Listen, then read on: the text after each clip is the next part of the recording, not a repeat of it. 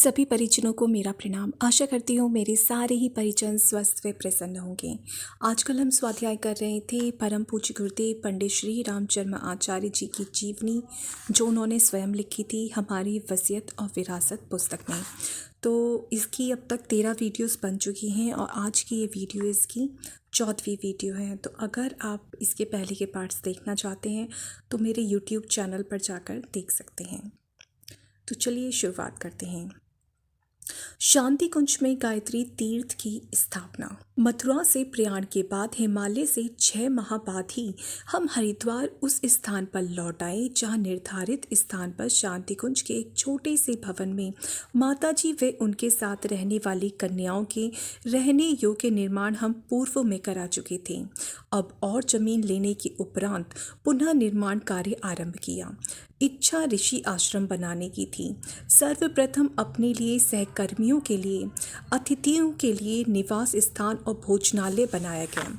यह आश्रम ऋषियों का देवात्मा हिमालय का प्रतिनिधित्व करता है, इसलिए उत्तराखंड का गंगा का प्रतीक देवालय यहाँ बनाया गया। इसके अतिरिक्त 7 प्रमुख तथा अन्यान्य वरिष्ठ ऋषियों की प्रतिमाओं की स्थापना का प्रबंध किया गया। आदि शक्ति गायत्री का मंदिर तथा जलकूपों का निर्माण कराया गया।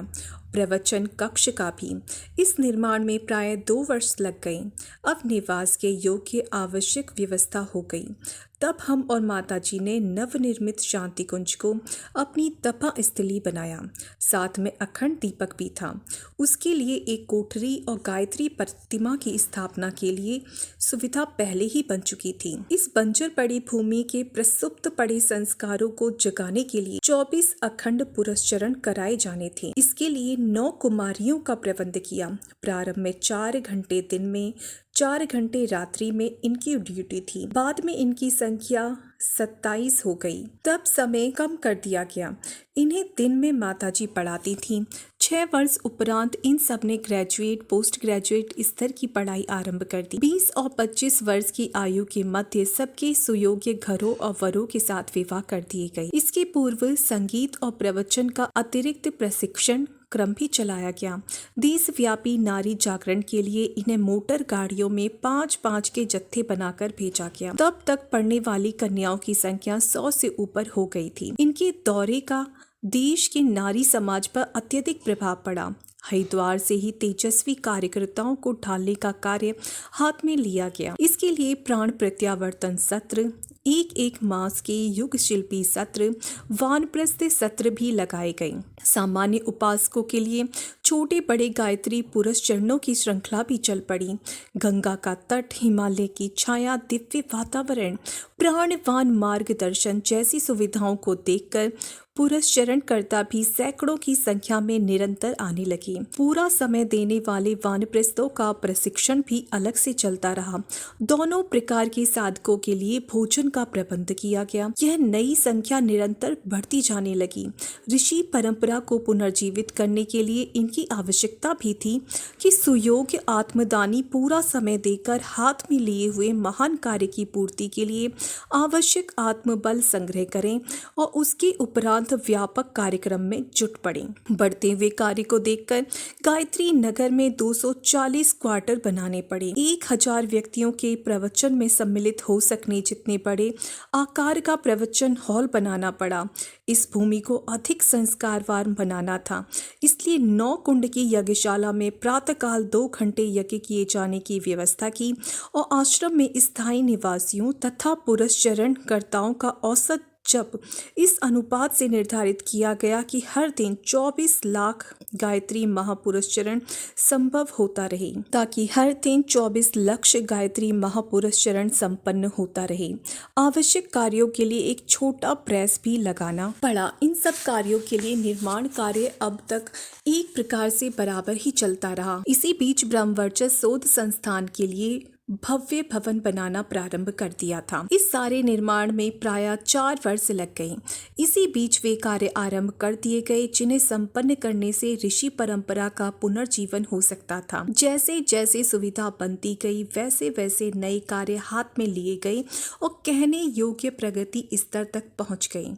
भगवान बुद्ध ने नालंदा, तक्षशिला जैसे विश्वविद्यालय स्तर के विहार बनाए थे और उनमें प्रशिक्षित करके कार्यकर्ता देश के कोने कोने में तथा विदेशों में भेजे गए थे। धर्म चक्र प्रवर्तन की योजना तभी पूरी हो सकी थी। भगवान आदि शंकर ने देश के 4 कोनों पर 4 धाम बनाए थे और उनके माध्यम से देश में फैले हुए अनेक मत मतांतरों को एक सूत्र में पिरोया था। दोनों ने अपने अपने कार्य क्षेत्रों में एक कुंभ स्तर के बड़े सम्मेलन समारोह की व्यवस्था की थी ताकि जो ऋषियों के मुख्य मुख्य संदेश हों वे आगंतुकों द्वारा घर घर पहुंचाए जा सकें।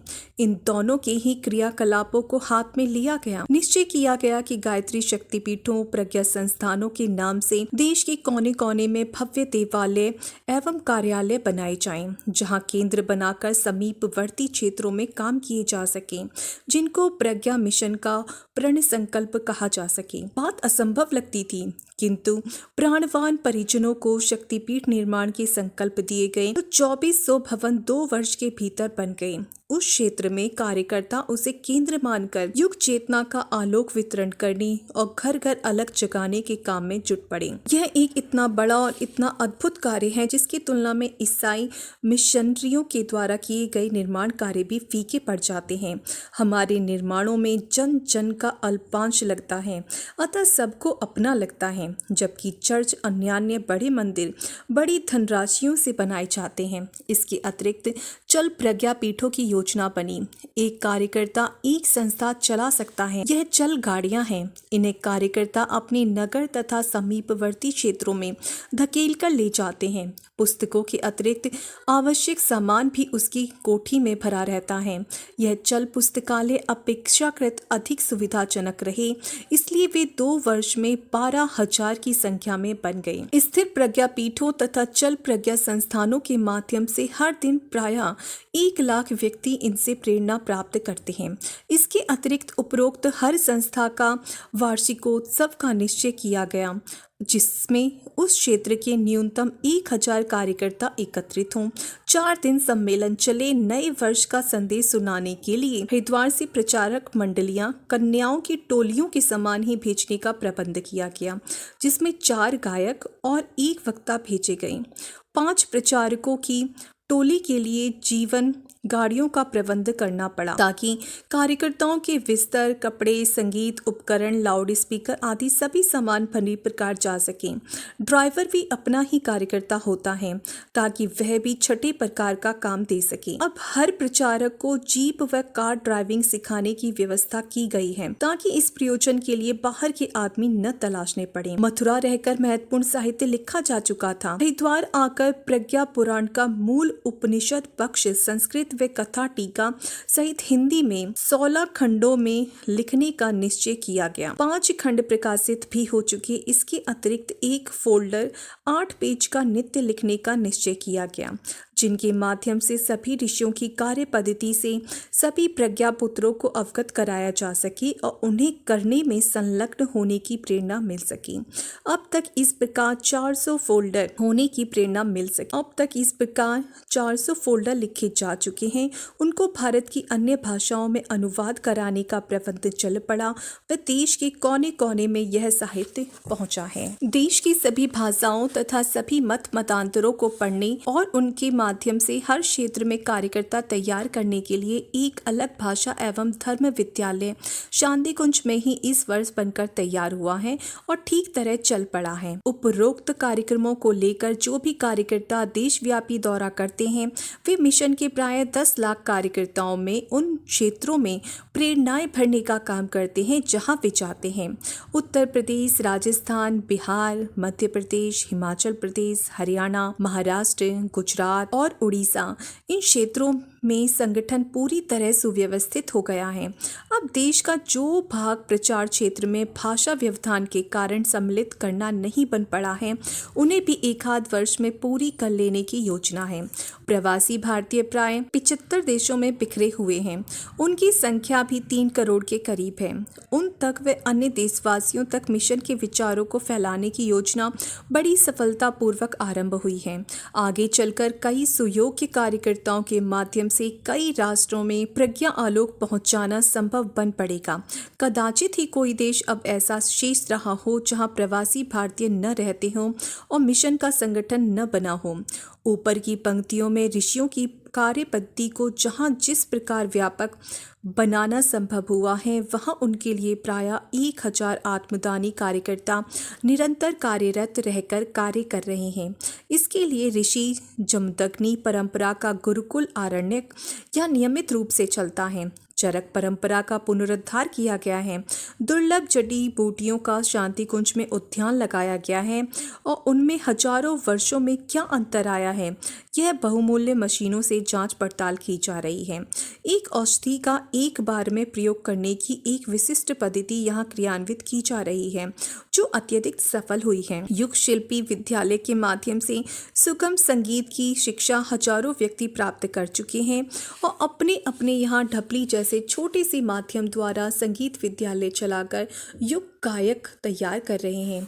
पृथ्वी अंतर्ग्रही वातावरण से प्रभावित होती है, उसकी जानकारी अत्यंत महत्वपूर्ण है। हर 5 वर्ष पीछे ज्योतिष गणित को सुधारने की आवश्यकता होती है। आर्यभट्ट की इस विधा को नूतन जीवन प्रदान करने के लिए प्राचीन काल के उपकरणों वाली समग्र वेधशाला विनिर्मित की गई है और नेपच्यून, प्लूटो, यूरेनस ग्रह के वैध समय हर वर्ष दृश्य गणित पंचांग प्रकाशित होता है। यह अपने ढंग का एक अनोखा प्रयोग है। अब प्रकाश चित्र विज्ञान का नया कार्य हाथ में लिया गया है। अब तक सभी संस्थानों में प्रोजेक्टर पहुंचाए गए थे, उन्हीं से काम चल रहा था। अब वीडियो क्षेत्र में प्रवेश किया गया है। इनके माध्यम से कविताओं के आधार पर प्रेरक फिल्में बनाई जा रही हैं। देश के विद्वानों, मनीषियों, मूर्धन्यों, नेताओं के दृश्य प्रवचन टेप कराकर उनकी छवि समेत संदेश घर घर पहुंचाए जा रहे हैं।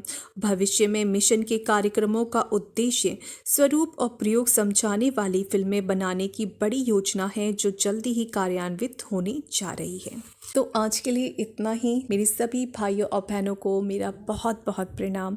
आशा करती हूँ कि आपको ये सीरीज़ अच्छी लग रही होगी और ये हमें सुननी तो चाहिए, और ये हमारे गुरुदेव की जीवनी है, तो हमें एक बार तो ज़रूर ही सुननी चाहिए। तो इन्हीं शब्दों के साथ आज मैं अपनी वाणी को विराम देती हूँ और सभी भाइयों और बहनों को प्रणाम करती हूँ। सभी को जय गुरुदेव, जय श्री राम।